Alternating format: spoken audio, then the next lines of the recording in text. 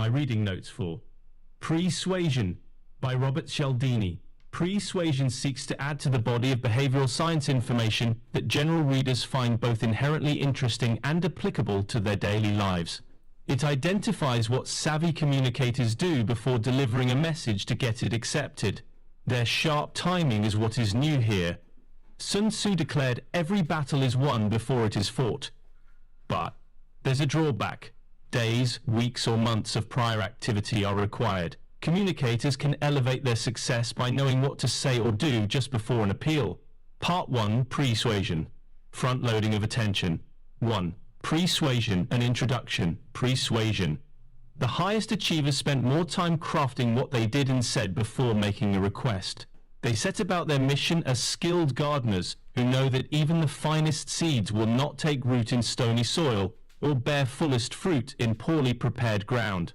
Of course, the best performers also considered and cared about what, specifically, they would be offering in those situations.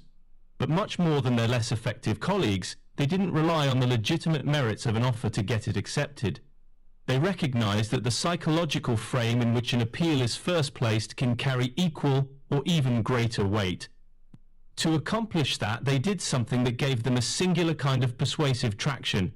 Before introducing their message, they arranged to make their audience sympathetic to it. The best persuaders become the best through pre-suasion, the process of arranging for recipients to be receptive to a message before they encounter it. An essential but poorly appreciated tenet of all communication, what we present first changes the way people experience what we present to them next.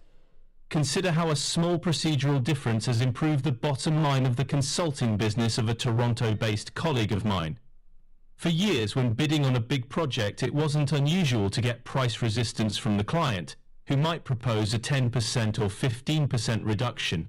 After his standard presentation and just before declaring his $75,000 fee, he joked, "As you can tell, I'm not going to be able to charge you $1 million for this."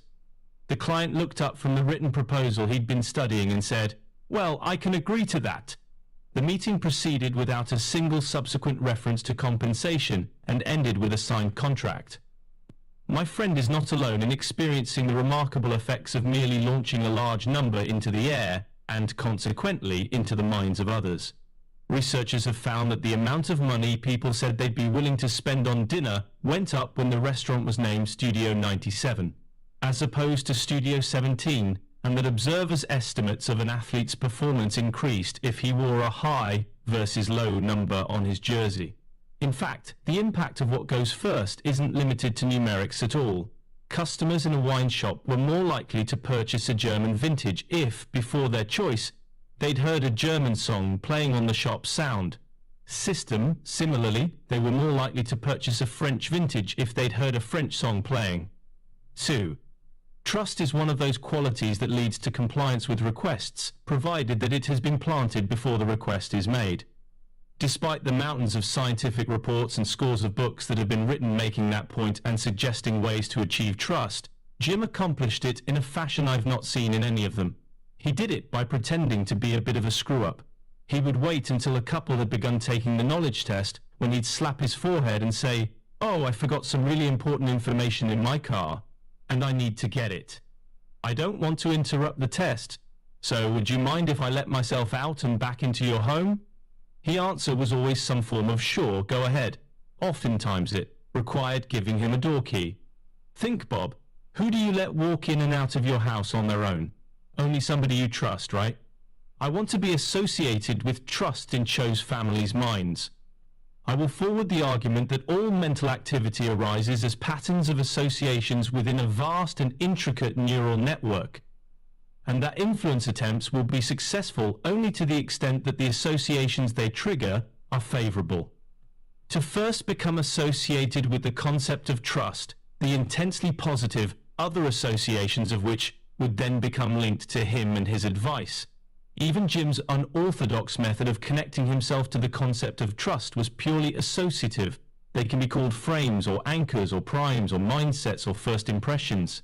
We will encounter each of those types in the remainder of these pages, where throughout I'm going to refer to them as openers because they open up things for influence in two ways.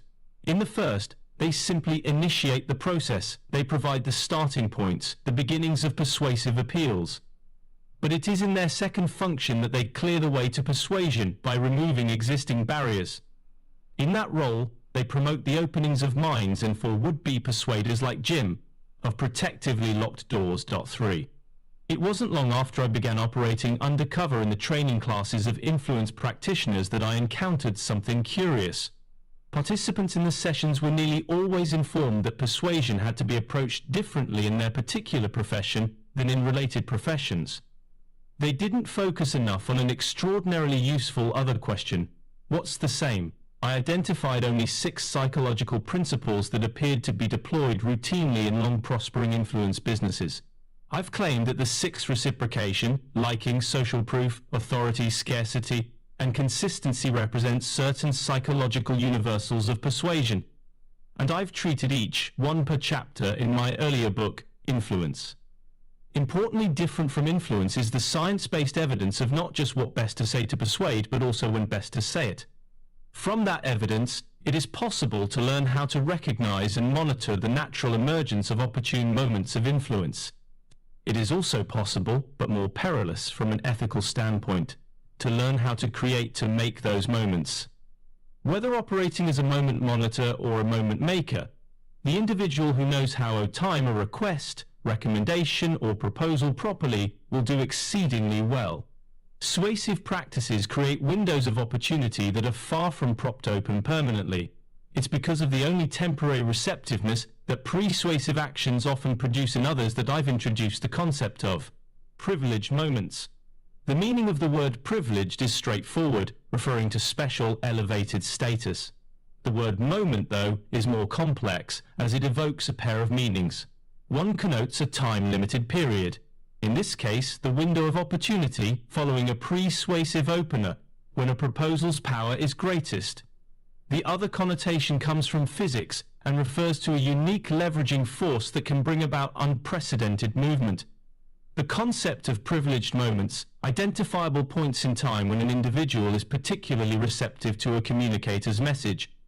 The factor most likely to determine a person's choice in a situation is often not the one that offers the most accurate or useful counsel. Instead, it is the one that has been elevated in attention and thereby in privilege at the moment of decision. Channeled attention leads to pre-suasion, the human tendency to assign undue levels of importance to an idea as soon as one's attention is turned to it. In the same way that attentional focus leads to perceptions of importance, it also leads to perceptions of causality. If people see themselves giving special attention to some factor, they become more likely to think of it as a cause.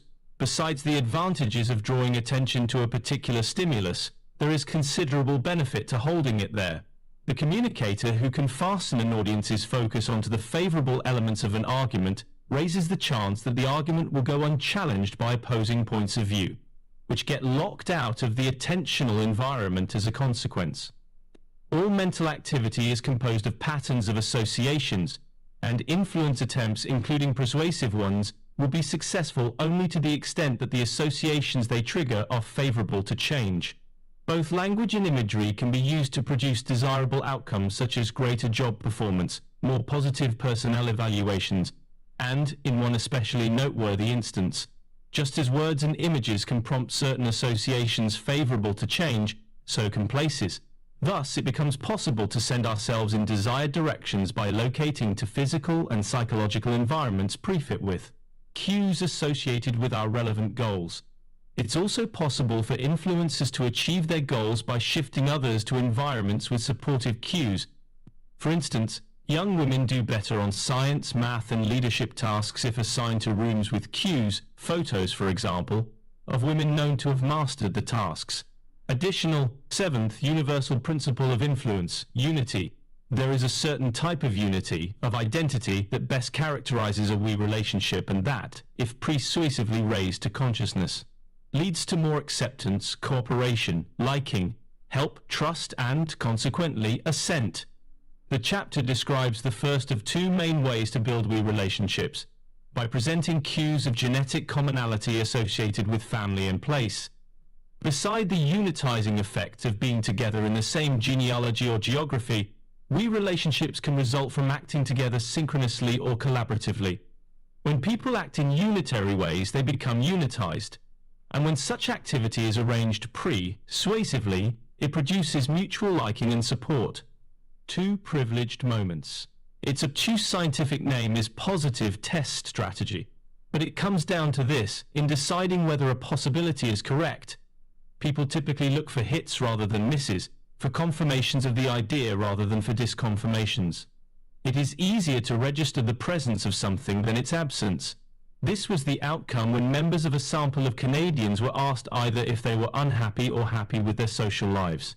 Those asked if they were unhappy were far more likely to encounter dissatisfactions as they thought about it, and consequently were 375% more likely to declare themselves unhappy. There are multiple lessons to draw from this finding. First, if a pollster wants to know only whether you are dissatisfied with something, it could be a consumer product, or an elected representative or a government policy. Watch out. Be suspicious as well of the one who asks only if you are satisfied. Single-shoot questions of this sort can get you both to mistake and misstate your position. I'd recommend declining to participate in surveys that employ this biased form of questioning. Much better are those that use two-sided questions. How satisfied or dissatisfied are you with this brand? Are you happy or unhappy with the mayor's performance in office? Decidedly more worrisome than the pollster whose leading questions usher you into a less than accurate personal stance, though, is the questioner who uses this same device to exploit you in that moment, that privileged moment. I'm convinced that the "Are you unhappy?" question is more than a screening device. It's also a recruiting device that stacks the deck by focusing people unduly on their dissatisfactions. The truth is that cults don't want malcontents within their ranks. They are looking for basically well-adjusted individuals whose positive can-do style can be rooted to cult pursuits. Profitable commercial organizations recognize the advantages of having good information. The prevailing problem for these organizations is that the rest of us can't be bothered to participate in their surveys, focus groups, and taste tests. Even with sizable inducements in the form of cash, payments, free products, or gift certificates, the percentage of people agreeing to cooperate can be low. These scientists' success was dismal, only 29%, but Balkan and Anderson thought they could boost compliance without resorting to any of the costly payments that marketers often feel forced to employ. They stopped a second sample of individuals and began the interaction with a persuasive opener. Do you consider yourself a helpful person? Following brief reflection, nearly everyone answered yes. In that privileged moment after subjects had confirmed privately and affirmed publicly their helpful natures, the researchers pounced, requesting help with their survey. Now 77.3% volunteered. In Chapter 10, we'll explore the particular psychological mechanism, a desire for consistency, that led people to become more than twice as likely to comply under these circumstances. But for now, let's derive a broader insight, one that is a major thesis of this book. Frequently, the factor most likely to determine a person's choice in a situation is not the one that counsels most wisely there. It is one that has been elevated in attention, and thereby in privilege, at the time of the decision. If you wish to change another's behavior, you must first change some existing feature of that person so that it fits with the behavior. If you want to convince people to purchase something unfamiliar, let's say a new soft drink, you should act to transform their beliefs or attitudes or experiences in ways that make them want to buy the product. You might attempt to change their beliefs about the soft drink by reporting that it's the fastest growing new beverage on the market, or to change their attitudes by connecting it to a well-liked celebrity, or to change their experiences with it by offering free samples in the supermarket. Although an abundance of evidence shows that this approach works, it is now clear that there is an alternate model of social influence that provides a different route to persuasive success. Are you adventurous enough to consider a revolutionary model of influence? According to this non-traditional, channeled attention approach. To get desired action, it's not necessary to alter a person's beliefs or attitudes or experiences. It's not necessary to alter anything at all except what's prominent in that person's mind at the moment of decision. In a companion study, the two scientists found that it was similarly possible to increase willingness. This time asking people if they considered themselves adventurous, Only 33% volunteered their contact information. The other subjects were asked initially, "Do you consider yourself to be somebody who is adventurous and likes to try new things?" Almost all said yes, following which 75.7% gave their email addresses. 11. Two features of these findings strike me as remarkable. First, of the subjects who were asked if they counted themselves adventurous, 97%, 70 out of 72, responded affirmatively. The idea that nearly everybody qualifies as an adventurous type is ludicrous.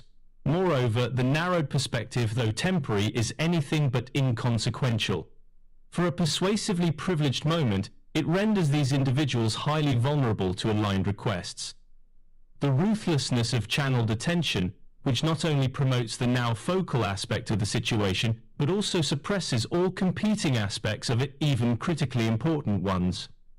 We are said to pay attention, which plainly implies that the process extracts a cost. Research on cognitive functioning shows us the form of the fee. When attention is paid to something, the price is attention lost to something else. Indeed, because the human mind appears able to hold only one thing in conscious awareness at a time, the toll is a momentary loss of focused attention to everything else. Even though there are always multiple tracks of information available, any other arrangement would leave us overloaded and unable to react to distinct aspects of the mongrelized input. However, just as there is a price for paying attention, there is a charge for switching it. For about a half second during a shift of focus, we experience a mental dead spot called an attentional blink, when we can't register the newly highlighted information consciously. Have you ever had a phone conversation with someone you can tell is engaged in another task, maybe because you can hear newspaper pages turning or computer keys clicking? I hate that. It shows me that my conversation partner is willing to lose contact with the information I'm providing to make contact with some other information. But I'm not the only one it advises. It notifies my conversation partner of the same thing, because people rightly believe that what they choose to attend to, or away from, reflects what they value at the time. Here's the point for the influence process. Whatever we can do to focus people on something, an idea, a person, an object, makes that thing seem more important to them than before.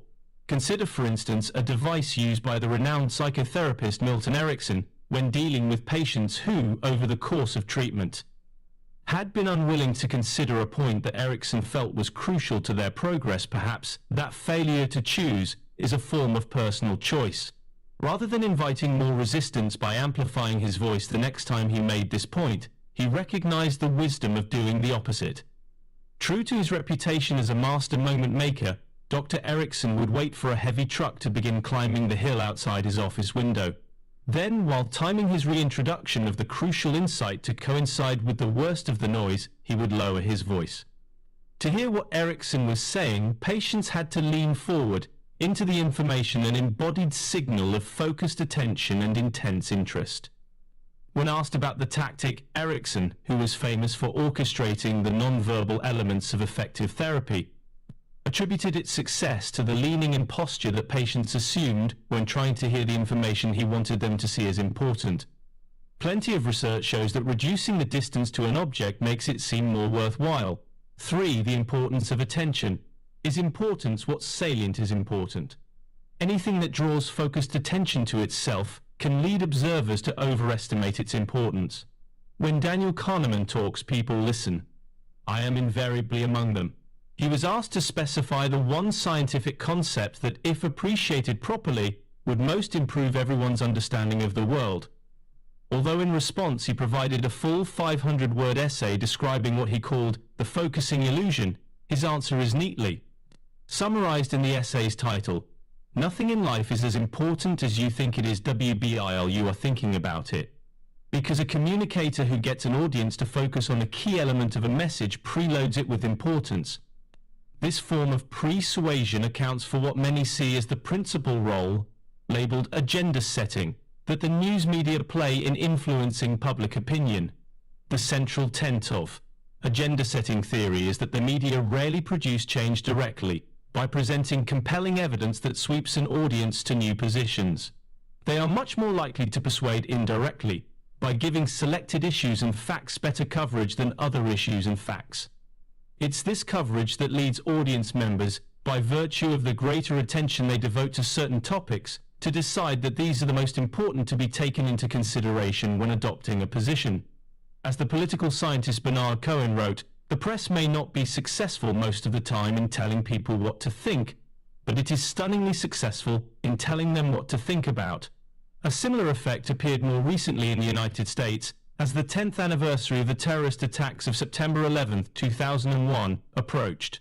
9/11 related media stories peaked in the DA immediately surrounding the anniversary date and then dropped off rapidly in the weeks thereafter. Surveys conducted during those times asked citizens to nominate 2 especially important events from the past 70 years. 2 weeks prior to the anniversary, before the media blitz began in earnest, about 30% of respondents named 9/11. But as the anniversary drew closer and the media treatment intensified, survey respondents started identifying 9/1 in increasing numbers to a high of 65%. 2 weeks later, though, after reportage had died down to earlier levels, once again only about 30%. Why do we typically assume that whatever we are focusing on in the moment is especially important? One reason is that whatever we are focusing on typically is especially important in the moment. It's only reasonable to give heightened attention to those factors that have the most significance and utility for us in a particular situation. Limited attentional resources on what does indeed possess special import has an imperfection, though we can be brought to the mistaken belief that something is important merely because we have been led by some irrelevant factor to give it our narrowed attention. All too often, people believe that if they have paid attention to an idea or event or group, it must be important enough to warrant the consideration. After recognizing the extent of our vulnerability to the focusing illusion, I've come at last to appreciate a standard saying of Hollywood press agents. There's no such thing as bad publicity. Powerful publicity of any sort spares them that worst of all fates because it brings them attention, and raw attention anoints them with presumed importance. Especially in the arts, where one's worth is almost entirely subjective, an elevated public presence contributes to that worth. Thus, the persuader who artfully draws outsized attention to the most favorable feature of an offer becomes a successful persuader.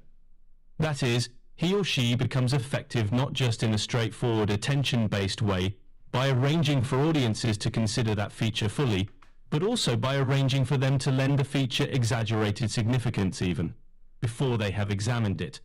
When audience members do then consider it fully, they experience a double-barreled effect.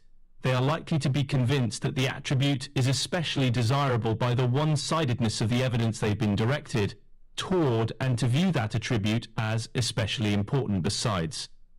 Back roads to attention. It is rousing and worrisome, depending on whether you are playing offense or defense, to recognize that these persuasive outcomes can flow from attention-shifting techniques so slight as to go unrecognized as agents of change. Let's consider 3 ways communicators have used such subtle tactics to great effect. Managing the background. A traditional problem that the business-savvy students in our marketing courses raise all the time, she said. We always instruct them not to get caught up in a price war against an inferior product, because they'll lose. We tell them to make quality the battleground instead, because that's a fight they'll most likely win. Yeah, but how? In an article largely overlooked since it was published in 2002, they described how they were able to draw website visitors' attention to the goal of comfort merely by placing fluffy clouds on the background wallpaper of the site's landing page. That maneuver led those visitors to assign elevated levels of importance to comfort when asked what they were looking for in a sofa.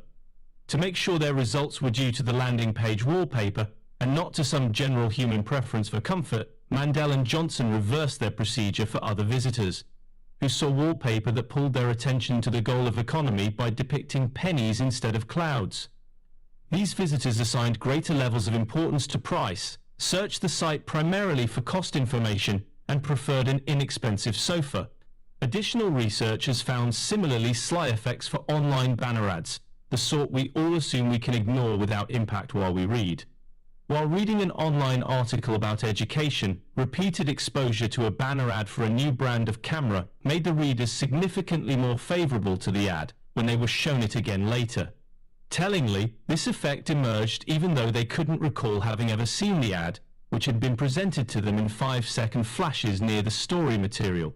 Further, the more often the ad had appeared while they were reading the article, the more they came to like it.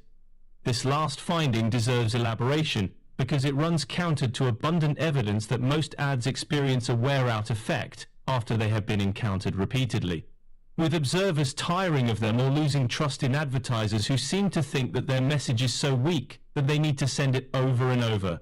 Why didn't these banner ads, which were presented as many as 20 times within just 5 pages of text, suffer any wear-out? The readers never processed the ads consciously, so there was no recognized information to be identified as tedious or untrustworthy. Indeed, it looks to be this third result, lack of direct notice, that makes banner ads so effective in the first two strong and stubborn ways. Seemingly dismissible information presented in the background captures a valuable kind of attention that allows for potent, almost entirely uncounted instances of influence. The influence isn't always desirable, however. Environmental noise such as that coming from heavy traffic or airplane flight paths is something we think we get used to and even block out after a while.